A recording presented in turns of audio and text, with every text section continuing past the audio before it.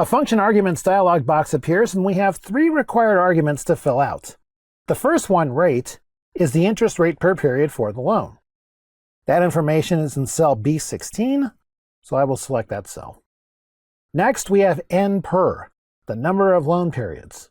In this case, that's the number of months in cell B17, so I will select that cell. The next field, PV, present value, is almost always the initial loan amount. That amount is in cell B7, so I will select that cell.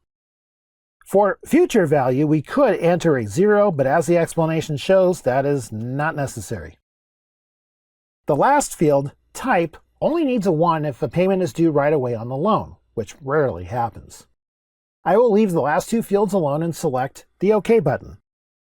We see a monthly payment of $684.82, which is negative because we are paying out that amount each month.